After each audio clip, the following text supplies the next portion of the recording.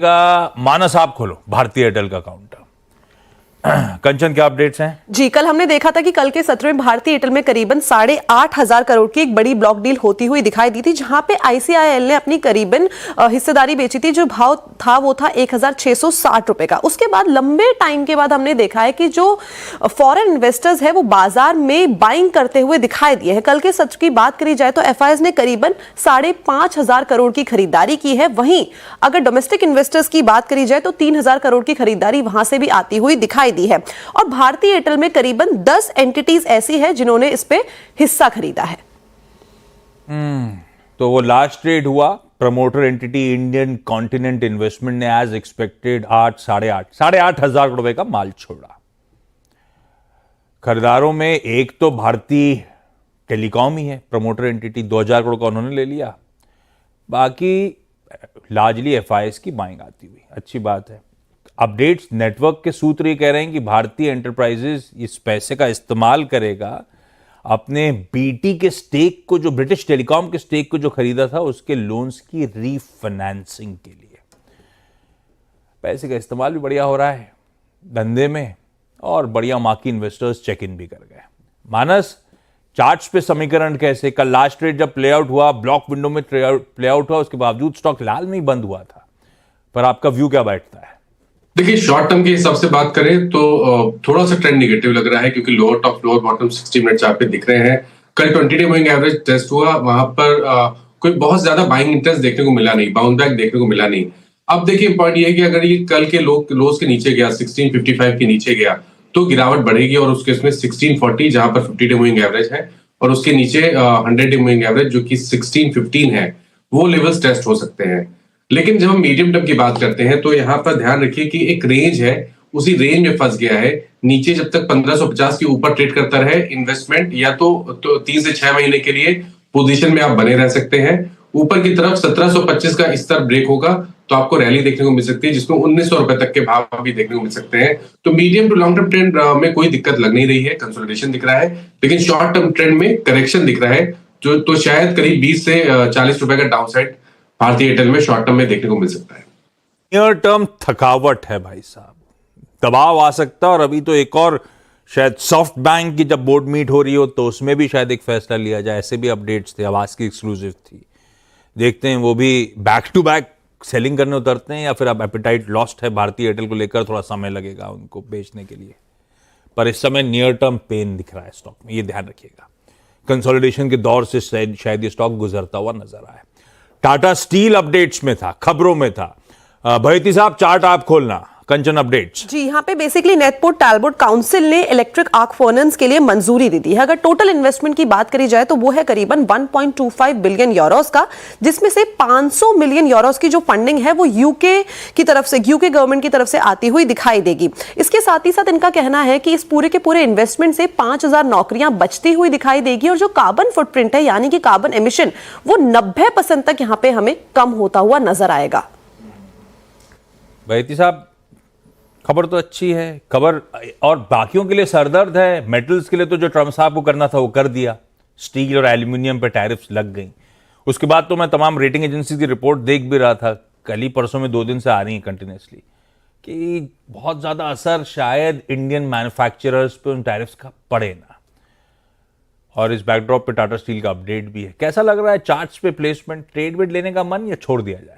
Ashish ji, charts पे structure अच्छा बना हुआ है। फेरस में हम देख रहे हैं कि अब एक मोमेंटम वापस बनते आ रहा है।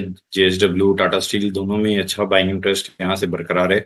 स्टॉक 20 डेमा के ऊपर अच्छे से सस्टेन कर रहा है, कोई भी इंट्राडे ड्रॉप भी आ रहा है तो एक पुल बैक वापस हम देख रहे हैं। और कल भी जाते जाते अपने डे हाई के पास में ट्रेड क्लोज देने में सफल रहा है। तो 139 के टारगेट के लिए इसमें खरीदारी की सलाह रहेगी। जो स्टॉप लॉस इसमें मेंटेन करना वो 132 रुपए का कैसे मेंटेन करें।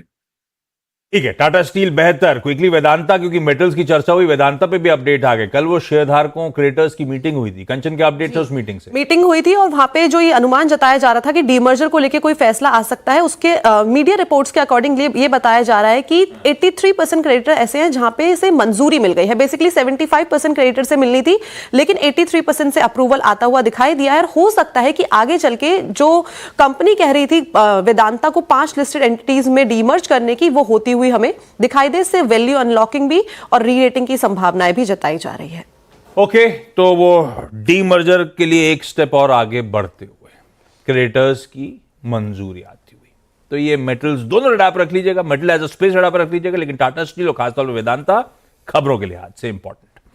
अब आइए ऑटोज की तरफ। टाटा मोटर्स पे एक ब्रोकरेज का अपडेट आता हुआ। श्रेया, क्या अपडेट्स हैं? जी sir, good morning everyone. Tata motors पे सीएलएसए की रिपोर्ट आई है और इसको हाई कन्विक्शन लिस्ट में डाल दिया है, आउट परफॉर्म की कॉल देती है। टारगेट प्राइस देखिएगा तो 930 रुपए प्रति शेयर कर दिया है।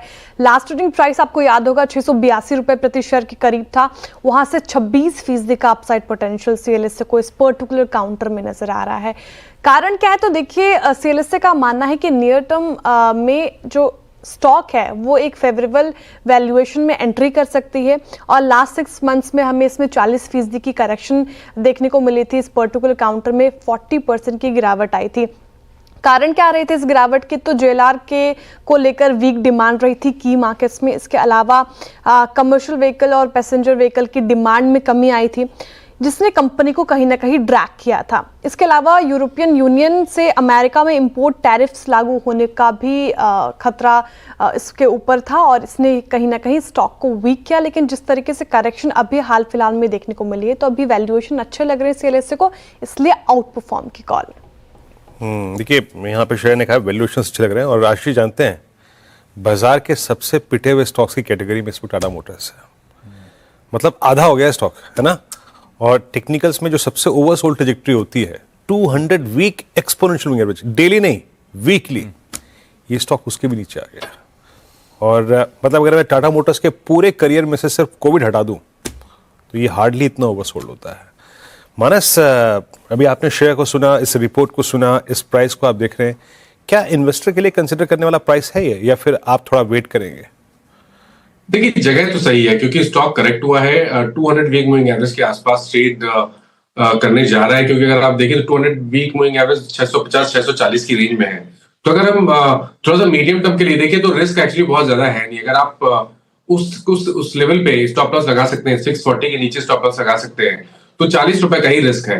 लेकिन बट फिर भी मेरा समझना ये है कि कम से कम 20 डे मूविंग एवरेज ब्रेक हो जाने दें, उसके ऊपर स्टॉक निकल जाए, तब आप इन्वेस्टमेंट करें या तो ट्रेडिंग करें, वो बेहतर रहेगा। तो 20 डे मूविंग एवरेज करीब 710 के आसपास है, तो 710 के ऊपर खरीदारी करना ज्यादा टेक्निकली ज्यादा ठीक लगता है। उस केस में आप 640 के स्टॉप लॉस से मीडियम टर्म के लिए पोजीशन बना सकते हैं और फिर आप 900 रुपए तक के टारगेट भी सेट कर सकते हैं। चले भाई, सीएलएसए की high conviction idea out perform करेगा, टाटा मोटर्स 930 तक जाएगा, ऐसा उस ब्रोकरेज का मानना। पर एक बात ध्यान रखिएगा, थोड़ा सा सरदर्द इनके लिए और इनके पीयर्स के लिए बढ़ रहा है धीरे धीरे। चाहे वो महिंद्रा एंड महिंद्रा हो, जो अच्छी खबरों पे भी पिट रहा है, इवन Hyundai मोटर्स, क्योंकि उसने भी खूब ईवीज पे फोकस शुरू करा है। क्रेटा का अभी तो ईवी लॉन्च किया था उसने। टेस्ला की कल अपन रिपोर्ट्स हाईलाइट कर रहे थे कि उनकी रिक्रूटमेंट की शुरुआत हो गई। कल शाम तक और अपडेट्स आ गए कि न्यू दिल्ली और मुंबई में शोरूम्स की लोकेशन भी, एक दिल्ली में मेरे ख्याल से एरो सिटी और मुंबई में बीकेसी में शोरूम खड़े करने की तैयारी भी कर ली है। तो वो प्रोग्रेस कर रहे हैं। तो थोड़ी सी नर्वसनेस, कॉम्पिटिटिव इंटेंसिटी बढ़ने का डर। मैंने रिपोर्टर से पूछा था कि जरा नाप के लेकर आओ इनके ईवीज का साइज। वीरू, अभी उसका आंसर नहीं आया है। वो शेयर करना है फिर अपने को गाबा सर से, ताकि पार्किंग में फिट हो पाएगी नहीं हो पाएगी वो फिर डिसाइड करना है। लग रहा है प्रकाश सर को इस बार हाँ किराए पे मकान लेना ही पड़ेगा, ये भाई साहब दिलवा के रहेंगे ये भी। है नहीं, मैं 3 मैंने साल तो ओपन ऑफर दे रखा है, मेरी पार्किंग खाली है। नहीं, मैं 3.5 साल के बाद मैं अपनी नई बिल्डिंग में जाऊंगा, सच बताता हूँ। उधर पार्किंग बड़ी मिली। 3 साल के लिए आप बिल्कुल कंसर्न मत रहो, चाबी देके जाया करो और मेरी पार्किंग खड़ी करा। हाँ बस। आने तो दो उनको। अच्छा अच्छा, एक बैंकिंग जब हम लोग बात कर रहे थे तो आईसीआईसीआई बैंक ठंडा पड़ रहा है, एचडीएफसी बैंक ट्रैक्शन थोड़ा सा 2 दिनों से, तो खास तौर पे बाजार की मदद करने में एचडीएफसी बैंक सबसे इंपॉर्टेंट स्टॉक। अमर जी, इस समय अगर पैसा झोंकने का मन हो, पैसा डिप्लॉय करने का मन हो, तो आपका कन्विक्शन किसके साथ ज्यादा है, आईसीआईसीआई या एचडीएफसी? यदि मैं बात करूं आईसीआईसीआई और एचडीएफसी बैंक में, तो I will prefer ICICI bank, because ICICI, देखिए एचडीएफसी बैंक में हुआ क्या है कि काफी सालों से जो निवेशक हैं वो एक एक्सपेक्टेशंस में थे कि जो मर्जर के बाद जो सिनर्जी की बात हो रही थी, जो ग्रोथ की बात हो रही थी, वो कहीं देखने को नहीं मिली और अभी भी फिलहाल वैसा दिख नहीं रहा है। हालांकि जो आईसीआईसीआई बैंक है that is more, I would say, क्योंकि सर्कमस्टेंसेस तो दोनों के काफी सिमिलर है in the size, in the sense of opportunity. तो आईसीआईसीआई बैंक के लिए I will go from, if I have to choose, ICICI bank will be the preferred bet. ठीक है, फंडामेंटली अगर कुछ चुनना है तो एंजल वन ज्यादा प्रेफर करेगा इस समय आईसीआईसीआई बैंक। वो जो परफॉर्म करके दिखा रहा है, जहां होप्स हैं उसके साथ अभी नहीं जाएंगे, वो अलग बात। ठीक है, लार्सन एंड टूब्रो खबरों में था। सतपुत्र साहब चार्ट खोलिएगा, आ रहा हूं आपके पास। क्या अपडेट्स हैं कंचन? जी, बेसिकली जो इनकी सब्सिडरी कंपनी है Larsen and Toubro special steel and heavy forging में, कंपनी ने जो 26% बचा हुआ हिस्सा था उसको खरीद लिया है। यानी कि इनकी जो पहले की वो स्टेक था वो था 74% का, और 26% हिस्सा और खरीद लिया है, तो अब हो गया है 100% का। यानी कि ये जो कंपनी है इनकी सब्सिडरी, इनकी होली ओन सब्सिडरी बन गई है। ठीक है, ज्यादा ऐसी डेवलपमेंट नहीं जो स्टॉक इस हैवी वेट को मूव कर सके, पर फिर चार्ट्स पे प्लेस्ड कैसा है ये स्टॉक सतपुत्र साहब? आशीष जी देखिए, मुझे लगता है पूरा ये सेक्टर ही है, ये कम्प्लीटली ओवरसोल्ड है। लेकिन यहाँ पे टेक्निकली ये हो रहा है कि ओवरसोल्ड में ये घट रहा है, तो अभी भी वो कॉन्फिडेंस नहीं आ रहा है कि ये 3200 का लेवल होल्ड करेगा कि नहीं। इनफैक्ट पिछले कई दिनों से हम देख रहे हैं 3200 के आसपास से ये रिवर्सल आ रहा है, तो 3200 से लेके आप कह सकते हैं कि 3270, 3280 तक का एक मूव एक्सपेक्टेड है एज ए स्विंग ट्रेडर, लेकिन वो नहीं आ रहा है। लेकिन एक जो चीज ज्यादा इंपॉर्टेंट है वो ये है कि अगर 3200 का लेवल टूटता है, फिर मुझे लगता है यहाँ पे एक अच्छी खासी मंदी हो सकती है। इन दैट केस प्रोबेबली 3000 का टारगेट यहाँ पे अनफोल्ड होगा लोअर साइड का। So one needs to be little cautious in taking contra trade in this sector as such. बात सही है, पेन है, और इंडस्ट्रियल्स, कैपिटल गुड्स, मैन्युफैक्चरिंग, सरकारी कंपनी, जब भी बाजार दब रहा है, पिट रहा है, यही वो पॉकेट्स है जो पेन को लीड कर रही हैं अभी भी। अच्छा, जब कैपिटल गुड्स की चर्चा हो गई, लार्सन एंड टूब्रो छिड़ी गया स्क्रीन पे, तो एबीबी कल नंबर्स आए थे, नंबर्स के बाद ब्रोकरेजेस के अपडेट्स आए हुए हैं। सावंत साहब चार्ट एबीबी का आप खोलो, आ रहा हूं आपके पास। श्रेया के अपडेट्स ब्रोकरेजेस के? सर ब्रोकरेजेस बहुत मिक्स नजर आ रहे हैं। देखिए, जहां नोमुरा ने डाउनग्रेड करके रिड्यूस की कॉल देती है और टारगेट प्राइस की बात करें तो 4,970 रुपए प्रति शेयर कर दिया है। वहीं जेफरीज ने बाई की कॉल दी है, हालांकि टारगेट प्राइस काफी ज्यादा कट कर दिया है। 9,050 से टारगेट प्राइस कट करके 7,130 रुपए प्रति शेयर कर दिया है। इसके अलावा यूबीएस ने न्यूट्रल की कॉल दी है, इन्होंने टारगेट प्राइस ठीक ठाक रखा है, 8,450 रुपए प्रति शेयर रख दिया है। देखिए, नोमुरा का मानना है कि ऑर्डर इनफ्लो में देखें तो वहां पे अनुमान से काफी ज्यादा कम आए हैं आंकड़े, 24% गिरा है ऑर्डर इनफ्लो। इसके अलावा ऑर्डर मोमेंटम नियर टर्म में और सुस्त रह सकता है। हालांकि क्वार्टर 3 में देखें तो ऑपरेशनल परफॉर्मेंस वो स्ट्रांग रही थी कंपनी की। कैलेंडर ईयर 2025 और 26 के लिए ईपीएस कट किया उन्होंने 7% और 2026 के लिए 15% कट किया। जेफरीज का मानना है कि कैलेंडर ईयर 2024 के क्वार्टर 4 में एबिटा 13% रहा, जो कि अनुमान से काफी ज्यादा था। प्राइसिंग पावर और रेवेन्यू के मोर्चे पर कंपनी ठीक ठाक परफॉर्म किया है और रेवेन्यू ने मार्जिन को सपोर्ट किया है। ऑर्डर इनफ्लो ये एक दिक्कत की बात है, इसमें बस ग्रोथ 6% ही देखा गया है साल दर साल। अब आते हैं यूबीएस ने क्या कहा है, तो उनका मानना है कि कॉम्पिटिटर्स देखे, चाहे सीजी पावर देखे, सीमेंस देखे, उसके मुकाबले एबीबी ने बहुत ही कमजोर प्रदर्शन दिखाया है और नंबर्स भी काफी हल्के पोस्ट किए हैं। हालांकि सारे सेगमेंट ने स्ट्रॉन्ग मार्जिन्स डिलीवर किए हैं। अगर कैटेगरिकली बताएं तो इलेक्ट्रिफिकेशन डिवीजन ने ज्यादा अच्छा परफॉर्म किया है, लेकिन दिक्कत जो लगातार बनी हुई है वो 3 क्वार्टर से देखें तो ऑर्डर्स में कमी आई है, जो कि एक दिक्कत की बात है। एबीबी कंफ्यूज है ब्रोकरेज, जो सबसे ज्यादा एग्रेसिव है मेरे ख्याल से आपने कहा यूबीएस, 8450 के टारगेट्स, लेकिन रेटिंग न्यूट्रल की। खैर, ये है एबीबी पे व्यूज, थोड़े से मिले जुले से। सावंत साहब चार्ट्स पे पोजीशन कैसा? पेन तो काफी झेला है स्टॉक ने। तो आशीष जी, टिपिकली टेक्निकल में अगर मैं इन सारे न्यूज को साइड में रखूं और मैं सिर्फ चार्ट को देखूं, हमें नजर आएगा कि एक बहुत स्ट्रांग बिकवाली आई थी। टिपिकली ऐसी बिकवाली का जो क्लाइमैक्स आता है वो एक बैड न्यूज के साथ आता है। कल का पैटर्न जो बना है उसे हम टेक्निकल में एक लास्ट बेयरिश एंगल्फिंग कहते हैं, और कल का वॉल्यूम भी एक एग्जॉस्शन वॉल्यूम के इंडिकेशन दे रहा है। तो इसको कैसे अप्रोच करना होगा, इसमें मेरा अप्रोच होगा कि अगर किसके पास पोजीशन है आपका क्लियर कट स्टॉप लॉस जो है पोजिशनली वो 5000 5040 के जोन में होना चाहिए। फ्रेश पोजीशन कहां बनाए, तो इसको एक बार 5250 यानी यहां से 2% और ऊपर आने दो, पैटर्न कंफर्म हो जाएगा। Buy above 5250 spot, stop loss रखेंगे 5150 यानी 2% की रिस्क रखेंगे। यहां से पुल बैक जो 20 दिनों के एवरेज है करीबन 5750 वहां तक जा सकता है, तो रिस्क रिवॉर्ड बेहतर हो सकता है। तो अपॉर्चुनिटी 5250 स्पॉट के ऊपर मिल सकती है। बैड न्यूज के साथ जनरली बॉटम बनते हैं, पर कल खबर बुरी नहीं थी, कल नतीजे अच्छे थे, फिर भी ठंडा पड़ गया है। ये व्यू बनता हुआ सावंत साहब के एबीबी पे। अडानी ग्रुप आज रडार पे रहेगा। कंचन क्या अपडेट? बेसिकली अडानी ग्रुप के ऊपर जो $26 करोड़ के ब्राइबरी केस को लेकर पूरी की पूरी जांच चल रही थी, जो अमेरिकन शेयर मार्केट रेगुलेटर है सिक्योरिटी एंड एक्सचेंज कमीशन, उन्होंने अब इंडिया से इसको लेकर मदद मांगी है। बेसिकली जो गौतम अडानी है और जो उनको नेफ्यू है सागर अडानी, उनके ऊपर पूरा का पूरा ये जांच का मामला चल रहा था। अब इसके बाद जो SEC है ये जानकारी उन्होंने खुद न्यूयॉर्क डिस्ट्रिक्ट कोर्ट को दी है कि हम अब इंडिया से ministry of law and justice से मदद मांग रहे हैं ताकि इस जो पूरी की पूरी प्रोसीडिंग है उसको और भी ज्यादा सीमलेस बनाया जाए। तो ये पूरी की पूरी खबर रॉयटर्स के हवाले से आई है। ये है जैसे अपने यहाँ सेबी, वैसे यूएस के शेयर बाजार का SEC सिक्योरिटीज एक्सचेंज कमीशन, जिसने कोर्ट को, डिस्ट्रिक्ट कोर्ट को बताया कि वो इंडियन अथॉरिटीज से मदद मांग रहे हैं जांच के लिए। दो स्टॉक अदानी ग्रुप रडार पर रहेगा। गाबा सर, पर जिस पे डायरेक्ट है वो अदानी ग्रीन एनर्जी, उसका स्टॉक खोलिएगा। पेन क्लियरली एविडेंट, 2000 प्लस के हाईज वाला मेरे ख्याल से 800, 850, 900 के जोन्स पे कामकाज करता हुआ अपने ईयर लोज के इर्द गिर्द।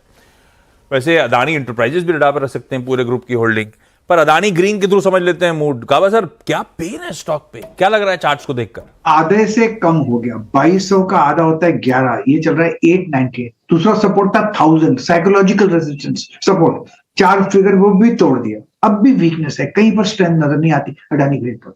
अब जो रिसेंट लो हमने देखा है 850 का, अगर वो टूटता है तो फिर एक गिरावट आएगी, जो लिस्टिंग प्राइस था उससे भी कम आ सकता है, लेकिन अब तक स्ट्रेंथ नहीं है। एक जगह है बाउंस करने की, अगर बाउंस होता है तो, लेकिन अब तो कंफर्मेशन नहीं है, तो इग्नोर कर देना चाहिए। नहीं है फिर मतलब वो सरदर्द तो बना ही हुआ है, लिंगरिंग वधी कंटिन्यू करती हुई, यूएस SEC की जांच कंटिन्यू करती हुई। अदानी ग्रीन अवॉइड है भाई साहब, बातचीत से तो ये लग रहा है पेन है, कोई सिम्टम्स कोई वो दिख नहीं रहे कि ये स्टॉक यहां से बहुत मीनिंगफुली बाउंस बैक कर सकता है। IT रडार पे रहेगा। वैसे एक mid cap IT company Hexaware technologies की आज लिस्टिंग है, तो वैसे ही IT फोकस में रहेगा। सुना है एक रिपोर्ट भी आ गई है, श्रेया किसकी और क्या कह रही है? बिल्कुल सर, जेफरीज की रिपोर्ट आई IT सेक्टर पर, और इनफैक्ट IT सेक्टर देखेंगे तो कल भी अच्छा परफॉर्म कर रहा था। एक मात्र ऐसा सेक्टर जो हरे निशान पर कामकाज कर रहा था, लेकिन हालांकि जिस तरीके से रिकवरी कल देखने को मिली तो कोई और सेक्टर्स भी हरे निशान पर क्लोज हुए थे। लेकिन IT सेक्टर की बात की जाए तो जेफरीज ने IT सेक्टर पर रिपोर्ट निकाली है। उनका मानना है कि जिस तरीके से रुपए में गिरावट देखने को मिल रही है उसका फायदा IT फर्म्स को होता हुआ दिखेगा। देखिए, डॉलर के मुकाबले रुपए में 1 से 3% की कमजोरी आई है, इससे IT सेक्टर्स को फायदा होगा। और कुछ पर्टिकुलर काउंटर्स जेफरीज ने गिनाए हैं। मिड कैप में उनको पसंद आ रहा है कोफोर्स, एजिलिटी, एम्फेसिस, इसको फिलहाल रडार पे रखें मिड कैप से। वही लार्ज कैप से बात करें तो इन्फोसिस, LTI, माइंट्री और TCS, ये फिलहाल लार्ज कैप से पिक्स हैं जेफरीज के लिए। ये है IT के। कल भी IT पे ब्रोकरेज बुलिश थी, जिसमें टेक महिंद्रा शायद टॉपिक थी, आज भी IT सेक्टर रडार पे रखिए भाई। अभी तक ट्रम्प साहब के जो भी अनसर्टनिटी है बाकियों पे लिंगर ऑन करती हुई, IT H1B वीजा उस स्पेस पे उतरे ही नहीं है। और खैर इलेक्शन से पहले ही कंफर्टिंग सिग्नल आ गए थे उनके और उनके खास इलॉन मस्क के कि H1B वीजाज इंपॉर्टेंट हैं। तो IT का एक ही सरदर्द था वो भी छट गया है। तो सब पॉजिटिव डेवलपमेंट तो हैं, देखते हैं अब IT परफॉर्म कैसे करेगा। बस एक दिक्कत है अनसर्टेनिटी ग्लोबली। QSRs पे भी एक इंटरेस्टिंग रिपोर्ट, यानी कि क्विक सर्विस रेस्टोरेंट्स पसंद आ रही किसी ब्रोकरेज को क्या? बिल्कुल सर, क्विक सर्विस रेस्टोरेंट, सही कहा आपने। मॉर्गन स्टैनली की रिपोर्ट आई है इस पे और काफ़ी ज़्यादा पसंद कर रहे हैं। उनका मानना है कि जिस तरीके से इस पर्टिकुलर कैटेगरी में हमें ग्रोथ देखने को मिल रही है वो एक अच्छी चीज़ है। और पिज़्ज़ा कैटेगरी की बात करें तो इसमें सेम स्टोर सेल ग्रोथ में अच्छा इजाफा देखने को मिला है, जो कि एक पॉजिटिव ट्रिगर है। साथ ही बर्गर और चिकन कैटेगरी में भी रिकवरी आई है। इनफैक्ट आप देखें तो जुबिलेंट स्पेस से ऐसा है जो अपने कॉम्पिटिटर्स के मुकाबले काफ़ी ज़्यादा बेहतर परफॉर्म कर रहा है, तो जुबिलेंट को भी फिलहाल रडार पे रख सकते हैं। इसके अलावा अलावा डिलीवरी बिजनेस में काफ़ी ज़्यादा तेज़ी आई है। लोग मतलब डाइन आउट कम करना चाहते हैं, घर पे बैठ के आराम से खाना मंगवा के एंजॉय करना ज़्यादा चाहते हैं। तो कॉम्पिटिशन को देखते हुए मार्जिन ठीक है, गाइडेंस के मुताबिक है, तो क्विक सर्विस रेस्टोरेंट फिलहाल अभी रडार पे रहेगा। QSR स्पेस रडार पे सुबह पोहे की चर्चा कर रहे थे, ये उधर गई बर्गर और पिज्जा पे। लेकिन रखिए पूरे स्पेस को फोकस में। और वैसे डिलीवरी बिजनेस तो पिकअप कर रहा होगा, अब तो क्रिकेट का वो चढ़ेगा, रोज मैचेस लाइंड अप हैं चैंपियंस ट्रॉफी के। पर मैं तो वीरू, मुझे तो पता है जब पैसा खर्च कर रहे हो तो उनकी फैसिलिटीज उसको एंजॉय करो, वहां जाके खाओ, दो लोग देखें, खुद भी एंजॉय करो, तब ज्यादा मजा आता है। घर बुला के क्या फायदा खाने का। नहीं नहीं भाई, अपन पे तो नेस्ती सवार होती है। घर मंगा के खाओ, मैच देखो मंगा के खाओ, तो उससे बढ़िया। पर वैसे बताऊं, मैं बाहर से खाना मंगाता हूं, कुछ नहीं इनको इसीलिए क्योंकि ये खुद घर के शेफ है। हाँ, फंस जाते हैं, मैं बताऊं, बाहर से मंगाना प्रेफर करने लगते हैं। मैं आपको बताऊं फ्रैंकली स्पीकिंग, मैंने 1-2 क्लाउड किचन्स का हाल देखा है दिल्ली में। हाँ। जो खाना आता है मैं उस पर ट्रस्ट नहीं करता, सही बताऊं मैं आपको, तो मैं नहीं मंगाता खाना। अभी बोल रहे थे मंगाता हूं, अभी बोल रहे नहीं मंगाता, डिसाइड कर लो आप कर क्या। मैं आपके लिए कह रहा हूं, मैं आपके लिए मैं तो प्रेफर नहीं करता मंगाना, लेकिन हाँ मंगाना पड़ता है मजबूरन मुझे कई बार। लेकिन मेरा प्रेफरेंस है बाहर जाके खाना। और रेस्टोरेंट से ज्यादा महंगा तो वो लोग ऐप में दिखाते हैं आपको दर सारी चीजों की, तो फिर क्या फायदा, महंगा भी बुलाओ और घर पे ठंडा खाओ। घर में बनाओ। ये सब कुछ बच्चे को स्टॉक्स पे आता हूं, ये सब चर्चा आगे कंटिन्यू करेंगे अपन लोग। कंचन, और कुछ इंपॉर्टेंट न्यूज? जी, शुरुआत करते हैं पिरामल फार्मा के साथ। यहाँ पे बेसिकली यूएसएफडीए ने जांच की थी और कंपनी यूएसएफडीए को यहाँ पे 6 आपत्तियां मिली है। इसी तरीके से ऑरबिंदो फार्मा भी यूएसएफडीए की तरफ से जांच की गई है और 5 आपत्तियां यहाँ पे भी आती हुई दिखाई दी है। महिंद्रा लाइफ स्पेस को आपको रखना होगा रडार में, बिकॉज लिविंगस्टोन इंफ्रा के साथ करीबन 1650 करोड़ महालक्ष्मी रीडेवलपमेंट प्रोजेक्ट के लिए कंपनी ने पार्टनरशिप की है। क्रिसिल वरुण बेवरेजेस की जो लॉन्ग टर्म रेटिंग है उसको क्रिसिल ने AA+ से जो के कर दिया है AAA का। Indian overseas bank, because Madhav Chandra Jha को 1 मार्च से एज अ CFO कंपनी ने नियुक्त किया है। REC लिमिटेड और पावर ग्रिड को आपको फोकस में रखना होगा, बिकॉज REC ने अपनी बिडार ट्रांसको लिमिटेड और खावड़ा पावर ट्रांसमिशन की जो हिस्सेदारी है वो पावर ग्रिड कॉर्पोरेशन को ट्रांसफर कर दी है। रैलीस इंडिया को, क्योंकि यहाँ पे कंपनी की तरफ से गाइडेंस आती हुई दिखाई दी है, उनका मानना है कि इंडस्ट्री ग्रोथ 5 to 7% तेज बढ़ने का लक्ष्य कंपनी इस टाइम पे बना रही है और आने वाले कुछ सालों में जो मार्जिन है वो भी हमें 4 से 5% तक एक्सपैंड होते हुए दिखाई देंगे। इस नोट पर एक काम करें, सारे इंपॉर्टेंट खबरें जो हैं सब पे चर्चा हो गई। छोटा सा ब्रेक के उस पास जब लौटेंगे तो आज वेडनेसडे का पहला सौदा।